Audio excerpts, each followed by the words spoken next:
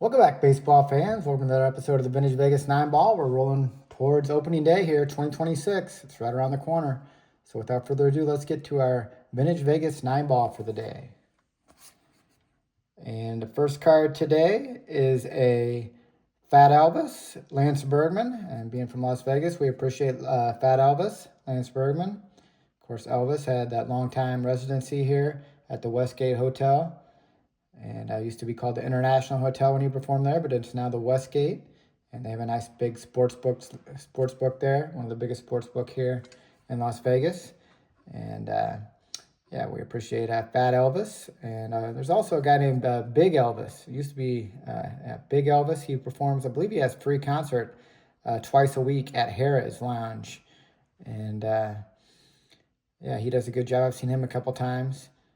Very good singer, sounds a lot like Elvis, but much bigger, kind of like Lance Bergman, I guess. Here Lance Bergman is, of course, great hitter for the Astros, and later on the Cardinals, among other teams. And yeah, switch hitter here. He is a right-handed hitter. When I think of him, I think of him as a left-handed hitter, but here he is right-handed. Lance Bergman, we'll put him on the stand. Probably a good chance to get in the Hall of Fame. Next card's another big guy. Looks like a slow pitch softball player here, Greg Luzinski. Luzinski, and he has the pine tar rag here. If he's putting the pine tar on or taking it off, but anyways, he's looking more like a slow pitch softball player here for the White Sox in their red uniforms. Of course, the White Sox, sort of they have the blue uniforms and the red uniforms and back to the black. I can never really decide what color they want to be. Now they're currently black, but I think occasionally they throw some red in as well. But yeah, Greg Luzinski, big-time fighter, for the Phillies for several years and later in his career for the White Sox. And yeah, looks like a slow-pitch softball player. Looks like drink a case of beer, probably 12 before and 12 after the game. And here he is prepping his bat here. As a member of the White Sox, those Wilson batting gloves. Nice looking card. Greg Luzinski. We'll put him on the Chicago stand. Next card is another guy with the pine tar rag, Cardi Yastrzemski. And just a great player. Spent his entire career with the Red Sox. And here he is outside the batting cage with that pine tar rag. And just a great hitter, great player. And just a great looking card of him. Smile on his face. Really enjoyed hitting. You can tell just by looking at this card. And why wouldn't he?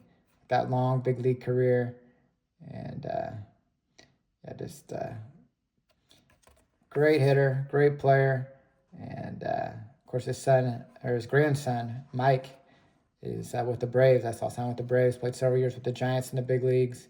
I think last year was with the Royals, his grandson, and now this year he's signed with the Braves. So looking forward to seeing him play. He's a good left-handed stroke as well, but nothing like his grandpa, Carlos Yastrzemski. Great player, Hall of Famer. We'll put him on the Hall of Fame stand.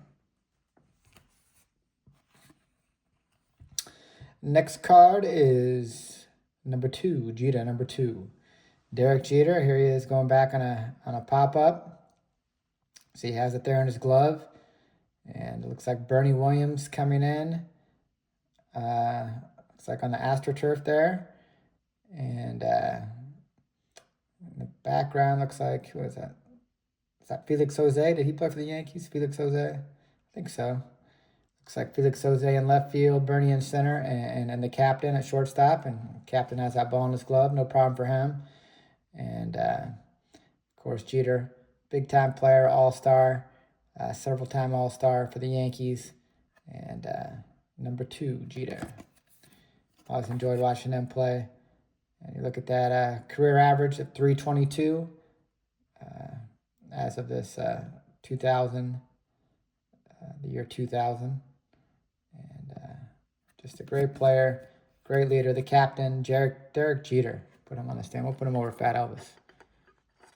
Move Fat Elvis to the Vegas stand in front of VEGASTILTSKIN. Next card is a Billy Martin. Here he is for the Tigers. Kind of strange. He doesn't have the Tigers cap. I don't know if that was a Yankee hat and they kind of had to paint over it. And of course, he was a longtime manager for the Yankees, and George Steinbrenner would fire him and then rehire him and fire him and rehire him. And I remember his time for the Tigers. He had a lot of success for the Tigers as well. And I remember he passed away. I remember he was with some bar owner from Detroit. He must have met him when he was managing the Tigers.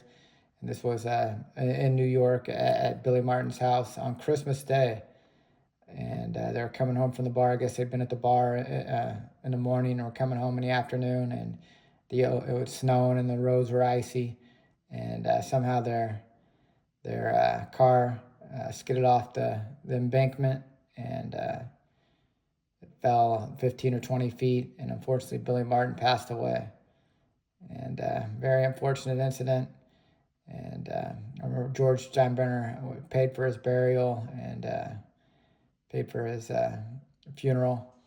And just very sad day for the Yankees. Billy Martin, several-time manager of the Yankees, was famously in those feuds with George Steinbrenner, how he would always get hired and fired. He also coached our A's for a while, too. Managed the A's, Billy Martin, for a little bit in the early 80s. But great manager, real fiery, real scrappy player, ball player, Billy Martin. Next card is an A-Rod. And here he is. Swing looks like he's a little late on that pitch. Probably fouled it off. And although it does look like it's going to break, the way the catcher's glove is there. And this, of course, is a great look of how you should catch. That's the one thing that bothers me today. It looks like an A's catcher. And he's down there, he's on both feet, so he can shift either way. Today, how they're on one knee, I just can't stand that. You see the ball in the dirt, they can't shift because they're on one knee.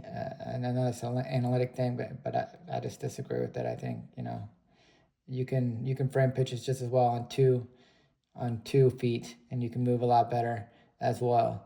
And yeah, here he is, Alex Rodriguez, A-Rod. Just unbelievable stats in his career. Let's look at his stats here. Look at those home run totals. In 2001, 52 home runs. In 2002, 57. 2003, 47 home runs. 36 home runs in 04. 48 home runs in 05. And just another guy that's, without question, should be in the Hall of Fame. Came to the big leagues as an 18-year-old and was starting in the big leagues as an 18-year-old. You can't tell me that this guy didn't have the talent. Putting up those kind of stats, just mind-boggling stats, and definitely should be in the Hall of Fame. It's a great shot of him in action with the Verizon in the background, and the correct catching posture here from the A's catcher. I like this card. Good-looking shot. Put A-Rod on the stand. The next card is Sandy Alomar, and this is how the guys catch today. And, of course, he doesn't look near as prepared to catch as the other guy. And, yeah, Sandy Alomar, he would never actually catch like this. But, yeah, it's kind of that on-deck pose before the game here. And Sandy Alomar, big-time prospect in the early 90s. Of course, he's a brother of Roberto Alomar and the son of Sandy Alomar Sr., and yeah, great catcher for many years in the big leagues, Sandy Alomar. And here he is with that beautiful Chief Wahoo logo.